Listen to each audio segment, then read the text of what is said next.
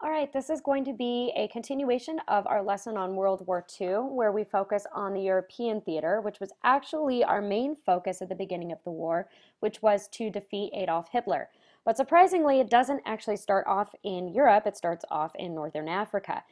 The Axis powers had taken over parts of Northern Africa in order to gain control of the Suez Canal, which was the link between the Mediterranean Sea and the Indian Ocean, and that was a major trade route. They had their power, they're going to be led by General Erwin Rommel, who was nicknamed the Desert Fox, because he was sly and he was difficult to pin down. He was also very good at ambushes and surprise attacks. FDR decided that he was going to have our brand new soldiers, as we enter into the war, go into Northern Africa. The reason being is that he didn't think it was going to require a lot of men, and also he figured it would give them some good experience going into the war in Europe, and he figured it really wasn't going to be that hard. Wasn't quite actually going to turn out that way. He had our forces led by General George Patton and Dwight D. Eisenhower, who we'll talk more about later on. And this, like I said, it was not as easy as we thought, largely because General Rommel was so good at what he did. We suffered great casualties before we were finally able to push the Axis back, and once we did that, our next focus was going to be on Italy. We went in and conquered the island of Sicily, which is the island that the boot of Italy looks like it is kicking. Um, we went in, we were able to take it over in September of 1943, and Mussolini was then placed under arrest by the King of Italy and the Italian government. But Hitler was not going to let that go, seeing his BFF in trouble. So he comes in for the rescue. And now we have to deal with not only the Italian army, but also the German army. It was very difficult for us to take over, so we decided that we were going to attack from behind the Axis lines, blocking them in on the peninsula of Italy. That way, they were going to be cut off from their supply lines. It was 5 months of bloody battle, but by May 1944, the Germans had retreated, but it was at the cost of 300,000 lives. In June of 1944, we finally were able to liberate Rome, and although we had intended on putting Mussolini on trial, the people of Italy was so angry at him for spending all of the country's money on military supplies rather than on civilian needs like medicine and food that they actually gave him their own trial, and I'm using bunny ear quotes on that one, and Mussolini and his mistress were both hanged in Milan before we were able to actually put him on trial ourselves. From there, we moved on to France, and this was going to be the main focus for us in Europe. This was going to be kind of the deciding factor of which way the war was going to go. This was nicknamed Operation Overlord, the code name for the invasion of Normandy, France by the Allies. You will most commonly know this as D-Day, and we'll talk about why it's called that in just a little bit. The person in charge of this is going to be General Dwight D. Eisenhower. He is selected as the Allied commander of the invasion, so he's not just commanding the Americans, but the entire Allied forces. When we went in, we had the element of surprise on our side, and that was a really important thing because the Germans did not know where or when we would strike in France. And when we found out that they expected us to land at Pas de Calais, we decided to just let them believe that. And so right across the English Channel from Pas de Calais, we set up rubber tanks, empty tents, a bunch of dummy landing gear, and we made it look like we were setting up to have an invasion at Pas de Calais rather than where we were really going to have it, which was at Normandy. And this allowed us to have a little bit more time to plan and gave us a little bit more of an advantage within the actual invasion itself. Operation Overlord was probably the largest mobilization of troops and weaponry within this part of the war. Over 1.5 million soldiers, 12,000 airplanes, and over 5 million tons of equipment were prepared for the invasion. Not all of it was actually going to be used, but it was all prepared for it. Part of the reason why it's called D-Day is because we had very specific requirements for when we were going to attack. The invasion had to begin at night because we were going to be crossing the English Channel. It also had to be on a moonless night so that there wasn't a lot of light that would tip off the Germans of where we were coming across. We had to arrive at low tide and at dawn so that the gunners that were bombarding the coast could see their targets. It also had to be a clear night with no cloud cover because when we sent in our paratroopers, we needed them to actually be able to see where the heck they were landing. So all of these specific things had to be just right for us to do this. So the date that we were going to attack kept changing. And so finally, instead of just scratching out the date over and over and over again, they decided to just put in D for the day of the attack so that they could just kind of figure it out as they went along. Hence the reason it's called D-Day. But on the day of the actual attack, June 6, 1944, we invaded at 5 beaches that we had codenamed Utah, Omaha, Gold, Sword, and Juno. Our paratroopers had already dropped in behind enemy lines. The fighter bombers had already gone up and down the coast, hitting bridges and bunkers and radar sites. And now our land forces were going to go in and try and take over the beaches. Omaha Beach, however, was the deadliest of all of these, and it was incredibly difficult for us to take over the beach, largely because of the setup of the landscape. Excuse me. It was so devastating that actually General Omar Bradley had planned to evacuate the beach, to actually retreat, and to basically let the Germans have it. We were able to finally take Omaha Beach, but it was at the cost of 2,500 American lives.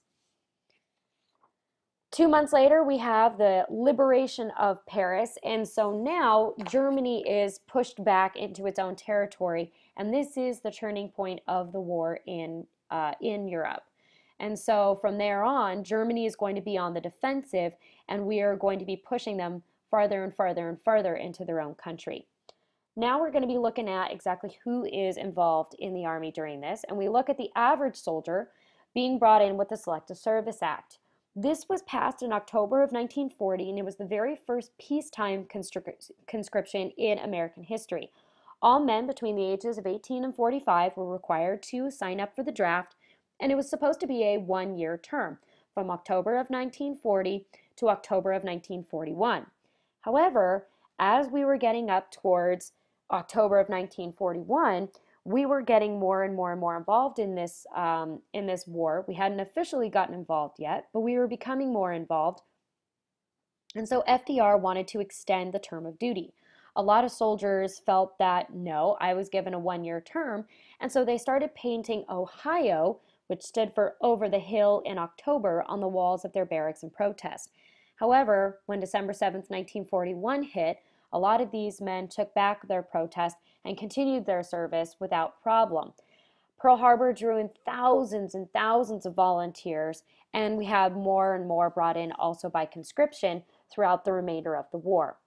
We also have a group of minorities that are going to be serving in this war, and the first of these are going to be the Navajo Code Talkers, also known as Wind Talkers.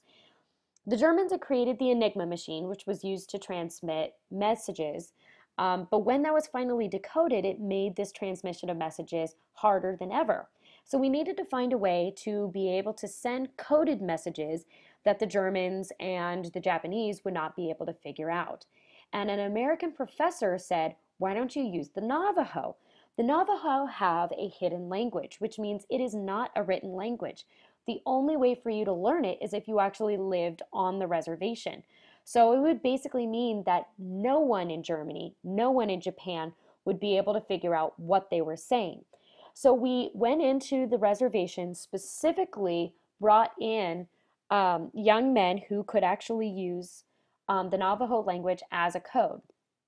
And they used Navajo words to either spell or describe military movements or weapons. So they would spell out Navy using words of the Navajo language, or they would use specific words that had been assigned to various military things, such as the Navajo word for iron fish was submarine, or the Navajo word for hummingbird meant fighter plane, or for potato meant grenade, around the same size or around the same shape or purpose. These men served with distinction, but most people did not even know that they existed because it was classified.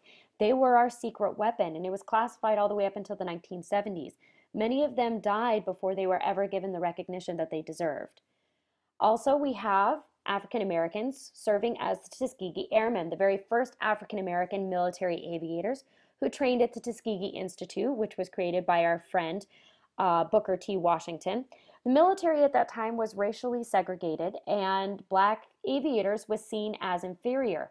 They mainly served under white leaders and were not used as actual fighter pilots, but were generally serving as couriers or were serving as basically bodyguards for white pilots as they were going into an actual fight. And so, although they were trained with the same way that white soldiers were, they were not given the same opportunities to fight. However, because they were the bodyguards bringing in the white soldiers, they did go into air combat.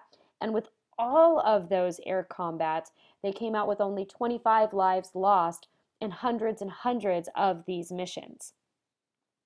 And this is going to be further exemplified their greatness, when Lady Eleanor Roosevelt decided that she was going to go and kind of tour the Tuskegee Institute, and she asked if one of the Tuskegee pilots would take her on a flight.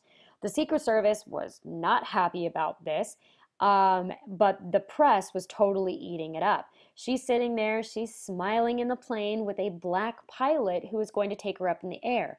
This now shows that black pilots are just as good as white ones, and it really kind of put a thorn in the side of her husband, who now was kind of put in an awkward position, having to admit that black pilots were just as good as the white ones within this war. We then have the 442nd Regimental Combat Team, which was a Japanese American Army regiment. A lot of these men, their family members were actually interned, and some of them had been interned themselves before volunteering for the military. This group is the most highly decorated regiment in American history, known as the Purple Heart Battalion. And that is largely because they went in and saved the Lost Battalion. This was a particular group of soldiers who had actually gotten pinned in by the Germans, totally surrounded. 3 groups had gone in and unsuccessfully went in to save them. It wasn't until the 442nd volunteered to go into this suicide mission to go and save the Lost Battalion. They went in, and although they suffered high casualties, they were able to actually save the Lost Battalion, hence the reason why they had such a high level of decorated soldiers. We then have women serving in the military, and the very first official women's military units in history. The reason that we created this was to release a man for combat. Instead of a man going and writing reports or filling out inventory, we're going to let him go out and actually pick up a gun and fight, and we're going to have a woman doing the busy work and doing the office jobs. We started this off with the Women's Auxiliary Army Corps, but eventually we actually changed this after the war gets started, and we turned it into an official branch of the military, the Women's Army Corps, or the WACs.